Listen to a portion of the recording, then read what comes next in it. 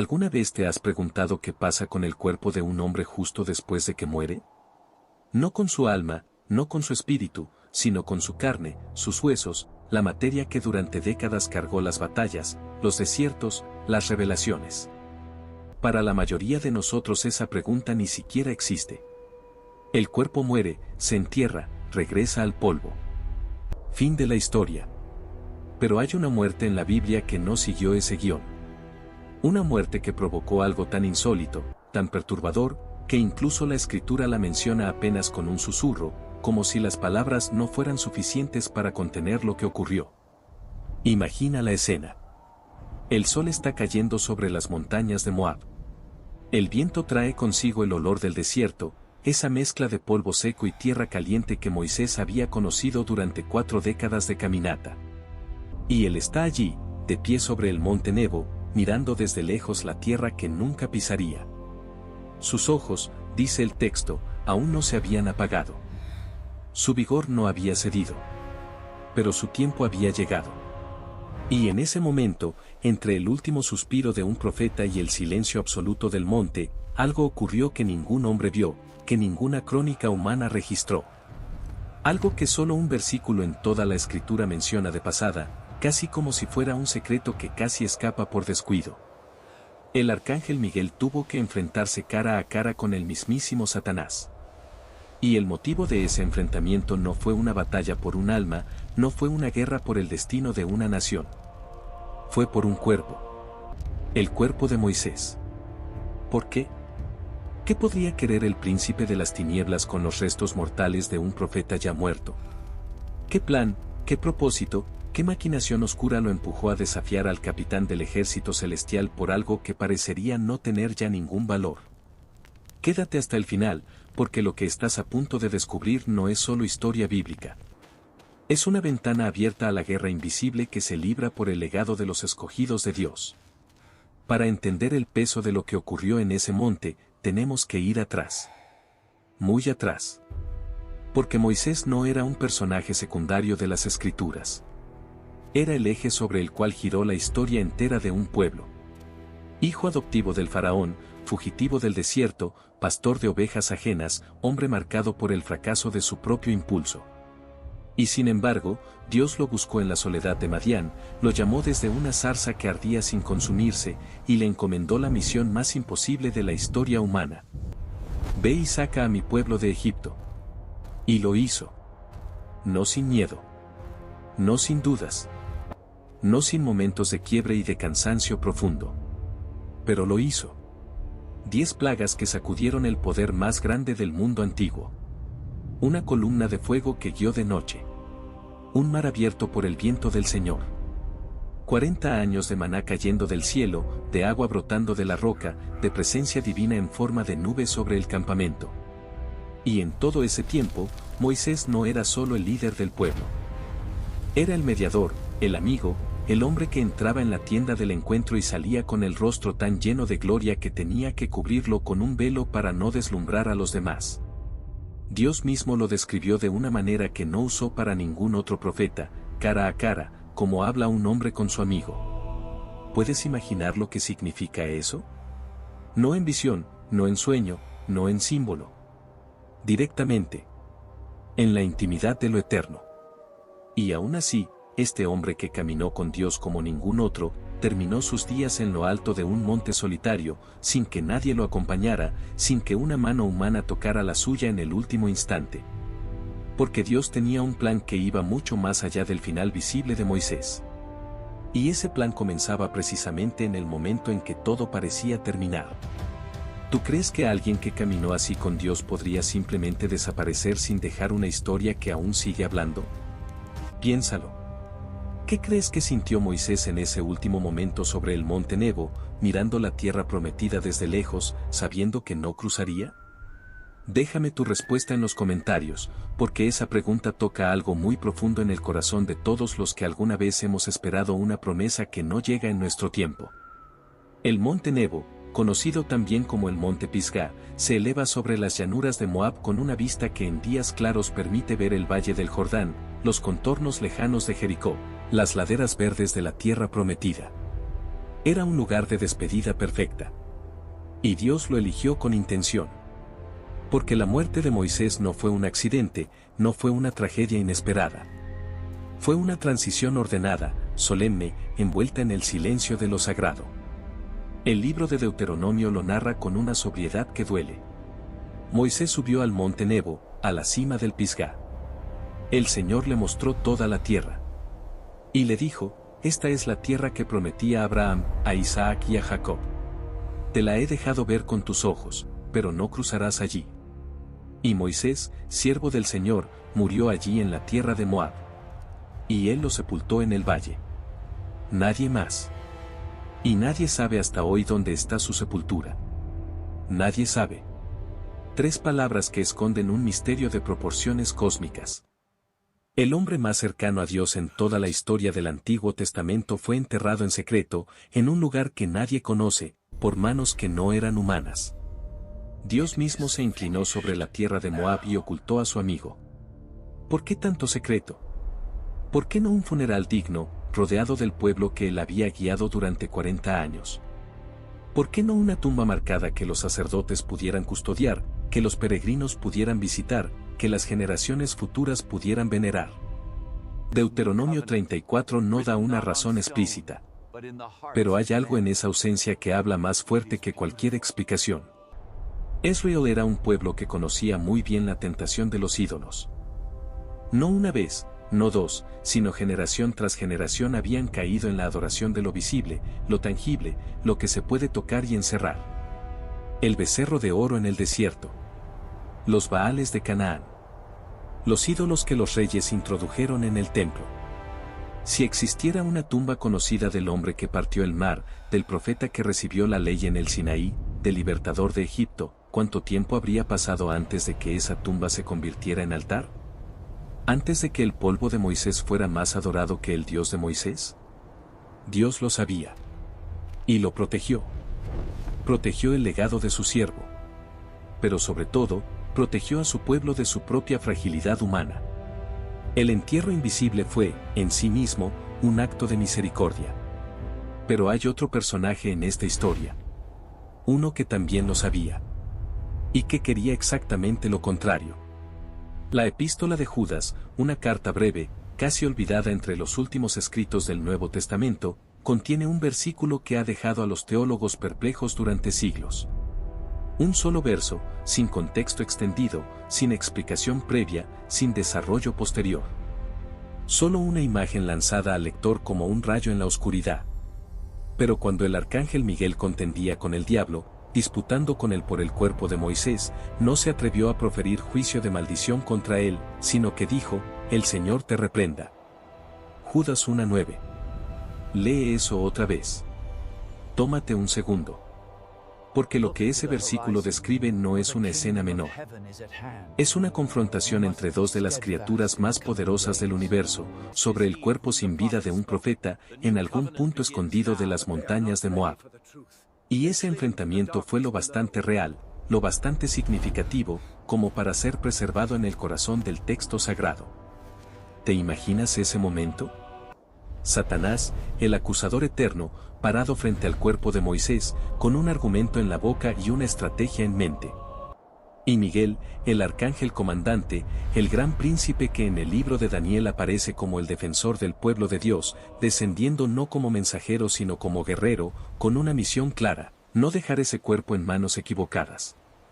Miguel no aparece en las escrituras como figura ornamental. Su nombre mismo, ¿qué significa quién como Dios? Es una declaración de guerra contra todo intento de usurpar la autoridad divina. En Daniel resistió a los príncipes espirituales que gobernaban naciones enteras. En Apocalipsis lidera el ejército celestial en la guerra más grande del cosmos. Cuando Miguel se mueve, algo de enorme importancia está en juego. Y aquí se movió por un cuerpo. Por el cuerpo de Moisés.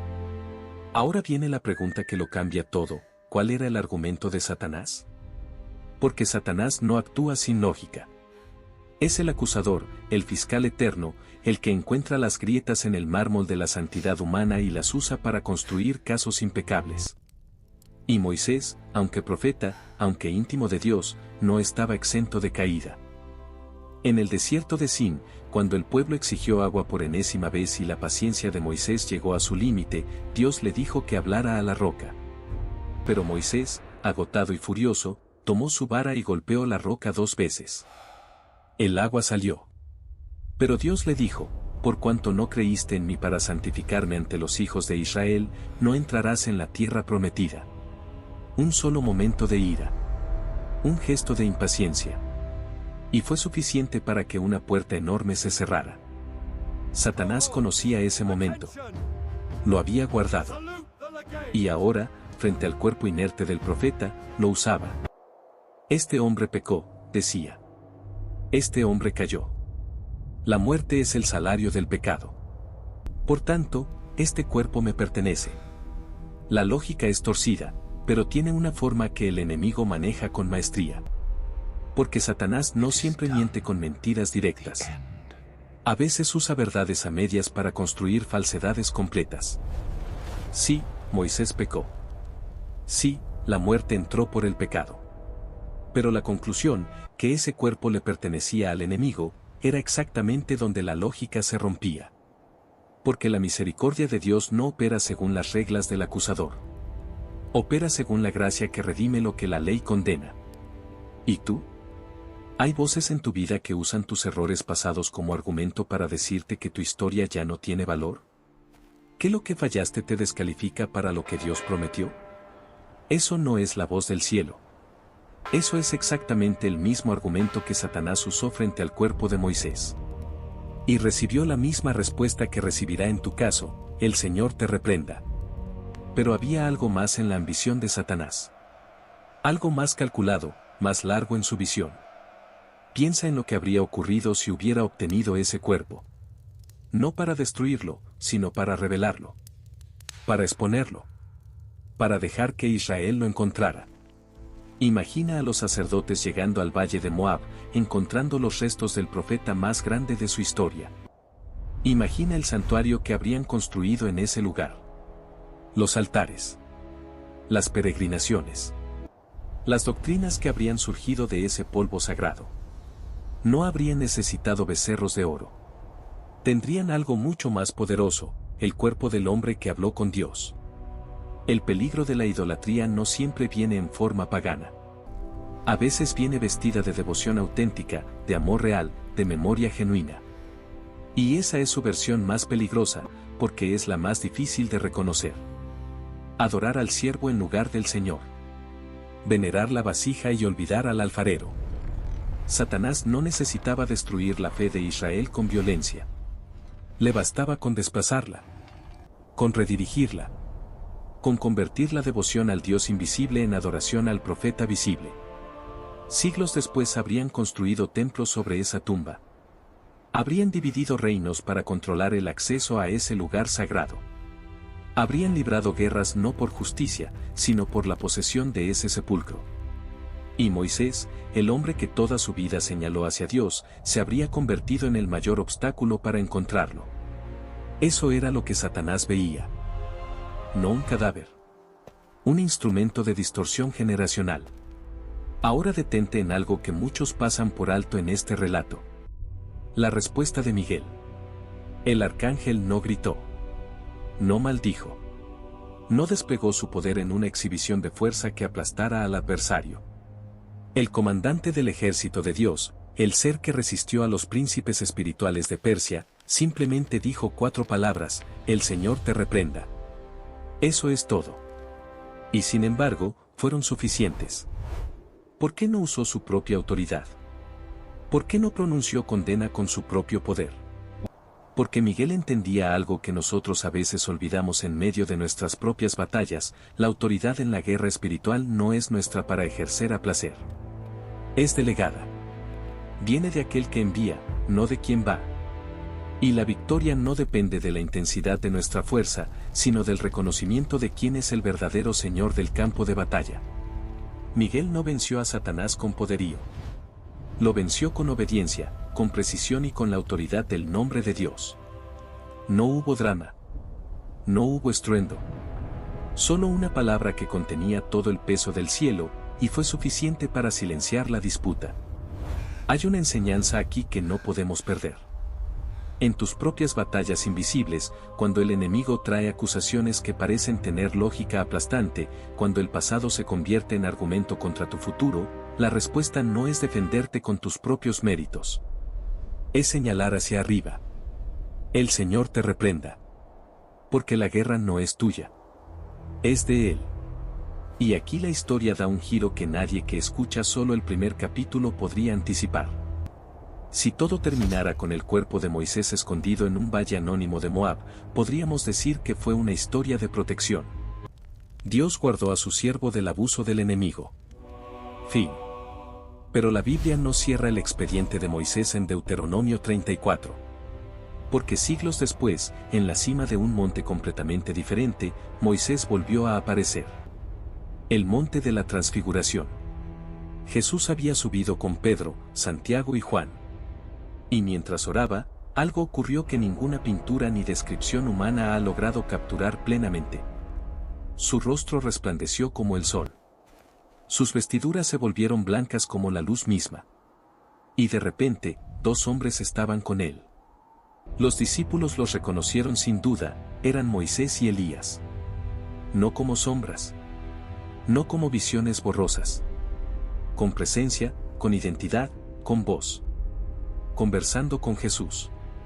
Y lo que conversaban, según el Evangelio de Lucas, era sobre su éxodo, su partida, lo que estaba por cumplirse en Jerusalén.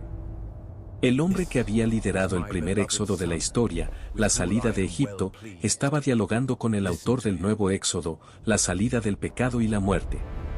El cuerpo que Satanás intentó reclamar como trofeo de fracaso estaba ahora de pie en gloria, como testigo del cumplimiento de todo lo que la ley había prometido. El profeta que fue enterrado en secreto regresó en el momento exacto, para el propósito exacto que Dios había planificado antes de que la tumba existiera. ¿No te parece extraordinario? ¿Hay algo en tu propia historia que sientes que Dios guardó en silencio, que no entendías en el momento pero que después cobró un sentido que no esperabas? Cuéntame en los comentarios, porque esas historias de restauración inesperada son las que más fortalecen la fe de todos los que las leen. La aparición de Moisés en la Transfiguración no fue decorativa. No fue un cameo de honor para un personaje histórico ilustre. Fue una declaración teológica encarnada. Fue Dios diciendo con hechos lo que ninguna palabra habría dicho con suficiente fuerza: lo que escondo, lo guardo. Lo que parece terminado, no ha terminado. Lo que el enemigo quiso distorsionar, yo lo presento en gloria cuando llega mi tiempo. Piensa en todo lo que Moisés representaba. La ley entregada en el Sinaí. El pacto antiguo escrito en piedra. La revelación de la voluntad de Dios a un pueblo que necesitaba aprender a caminar con Él. Y ahora, en ese monte de Galilea, la ley estaba frente a frente con la gracia encarnada. Moisés junto a Jesús. No en tensión. No en contradicción. En conversación. Porque la ley no vino a condenar definitivamente, sino a preparar el camino para el que la cumpliría en su plenitud. El velo que cubría el rostro de Moisés en el Sinaí para no deslumbrar al pueblo con el reflejo de la gloria divina ya no era necesario. Porque ahora estaba de pie delante de aquel cuyo rostro era la fuente misma de esa luz. Lo que antes era sombra, ahora era realidad plena. Lo que antes era promesa velada, ahora era cumplimiento visible. Pedro, fiel a su naturaleza impulsiva y a esa tendencia tan humana de querer retener lo sagrado, quiso construir 3 tiendas. Quiso fijar el momento, encerrarlo, convertir la revelación en estructura permanente. Pero una nube los cubrió, y desde la nube vino la voz que todo lo resume: este es mi Hijo amado, en quien me complazco. A él oíd. No a la estructura. No a la tradición. No al pasado glorioso. A él. ¿Sabía Satanás que el cuerpo de Moisés tendría ese papel profético? Percibía, con la sagacidad que le es propia, que ese hombre no había terminado su función en el plan eterno de Dios. Las Escrituras no nos dan acceso a los cálculos del enemigo con ese nivel de detalle. Pero hay algo que sí sabemos con certeza: Satanás no hace movimientos sin propósito. Y disputar el cuerpo de un profeta muerto, enfrentarse al mismísimo comandante del ejército celestial por ese cuerpo, no es el comportamiento de alguien que cree que esos restos no tienen importancia. Quizás intuyó el retorno. Quizás calculó que ese cuerpo tenía un papel aún no cumplido. Quizás simplemente odiaba con furia lo que ese hombre representaba, la obediencia sostenida durante décadas, la intimidad con Dios que ningún otro profeta alcanzó, el legado que seguiría hablando a generaciones enteras. Y quería interceptarlo, distorsionarlo, convertirlo en piedra de tropiezo en lugar de piedra de fundamento. Pero falló. No porque Miguel lo derrotara en un duelo de fuerza, sino porque el plan de Dios no puede ser detenido por manos de sombra. La tumba no fue encontrada. El cuerpo no fue profanado. El legado no fue distorsionado. Y en el momento preciso que Dios eligió, ante 3 testigos que nunca olvidarían lo que vieron, Moisés apareció vivo, entero, glorioso, como testigo de la revelación más grande que el mundo había presenciado. Lo que el enemigo quiso usar como argumento de condena, Dios lo convirtió en testimonio de redención. Hay historias que se escriben con fuego y otras con viento. La de Moisés fue escrita con ambos. Fuego en la zarza. Fuego en el Sinaí. Fuego en los ojos de un hombre que cargó 40 años de desierto y de pueblo rebelde sin rendirse del todo. Viento en las tiendas del campamento, en las noches de silencio bajo el cielo estrellado de la peregrinación, y finalmente en esa cima solitaria donde su cuerpo fue confiado al misterio. Y ese misterio, lejos de ser el fin de su historia, era apenas el inicio de su capítulo más glorioso. La tumba sin nombre de Moisés en algún valle de Moab no es una historia de olvido. Es una historia de custodia divina. Dios no enterró a su amigo porque se avergonzara de él. Lo enterró porque lo estaba guardando. Porque tenía planes que aún requerían su testimonio. Porque la obediencia de ese hombre, hasta el último paso sobre el monte Nebo, merecía una honra que ningún funeral humano habría podido ofrecer. Y eso cambia la manera en que deberías mirar tus propios valles. Las temporadas donde nada parece avanzar. Los sueños que parecen enterrados sin lápida. Las promesas que Dios te hizo y que aún no ves cumplidas. Porque lo guardado por Dios no está perdido. Está siendo preparado para el momento exacto donde su aparición tendrá el mayor impacto posible. Moisés golpeó la roca cuando debía hablarle. Cometió un error que le cerró la puerta de Canaán. Y sin embargo, fue él quien apareció junto al Mesías en la Transfiguración, conversando sobre la redención de la humanidad. Porque la gracia de Dios no opera según la lógica del acusador. Opera según el amor que no abandona, que no descarta, que redime lo que la justicia propia condenaría. Si hoy sientes que tu historia tiene demasiadas manchas para ser usada por Dios, recuerda al hombre que golpeó la roca, que fue enterrado en secreto, que ningún ser humano supo dónde quedó su tumba, y que aún así apareció en gloria en la cima del monte de la Transfiguración, testigo del Hijo de Dios. Porque lo que Dios guarda, lo guarda entero. Y lo que Él preserva, lo presenta en el momento perfecto. Si este viaje a través de la muerte silenciosa y el regreso glorioso de Moisés te tocó el corazón de alguna manera, hay algo sencillo que te pido. No como obligación, sino como gratitud entre personas que buscan la misma luz. Dale un like a este video. Ese gesto pequeño hace que más personas puedan encontrar contenido que las acerque a la palabra de Dios y a las historias que la Biblia guarda para los que tienen ojos para ver. Suscríbete al canal si aún no lo has hecho, y activa la campanita para que no te pierdas ninguno de estos relatos que cambian la manera en que lees las Escrituras. Y si conoces a alguien que hoy necesita escuchar que Dios no ha olvidado su historia, que lo guardado por Él no está perdido sino siendo preparado, comparte este video con esa persona ahora mismo. Porque los montes aún hablan. El silencio de Dios nunca está vacío. Y lo que fue sembrado en obediencia, a su tiempo, florecerá en gloria.